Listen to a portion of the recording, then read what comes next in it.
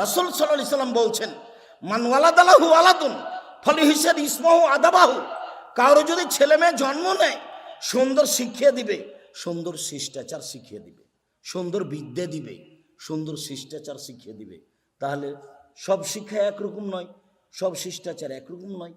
সুন্দর একটা নাম রাখবে, তো আপনি আপনার ছেলেটার নাম রেখেছেন লিটন। আপনি বলেন নিজেই যে এটা সুন্দর। আপনি সব সময় লিটন বলে রাখছেন ছেলেদেরকে। আপনি একটা কাপুরুষ, অযোগ্য, ফালতু বাপ।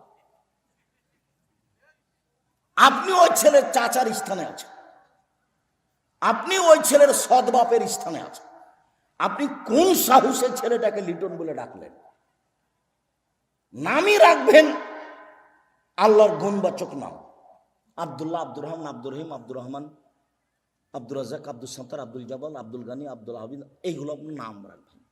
নইলে নবীদের নাম রাখবেন, ইব্রাহিম রাখবেন, ইসুফ রাখবেন, ইসমাইল রাখবেন, ইসহাক রাখবেন। আপনার ছেলেটার নাম লিটন হলো কি করে?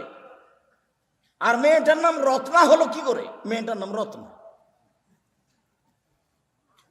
আপনি যদি বাপ হন তাহলে চাচাকে, আপনি যদি নিজ বাপ হন তাহলে সৎ বাপকে। ভুল বুঝিয়েন না, আপনাকে আমি কষ্ট দেওয়ার জন্য দাঁড়াইনি।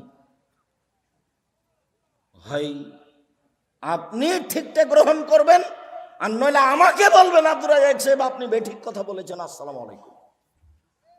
33 বছরে কোনোদিন অপ্রয়োজনীয় কথা বলিনি, 33 বছরে কোনোদিন অপ্রয়োজনীয় কথা বলিনি, 33 বছরে কোনোদিন কেসা কাহিনী বলিনি, 33 বছরে কোনোদিন মানুষের কাছে পথ খরচ পাথেও চাইনি।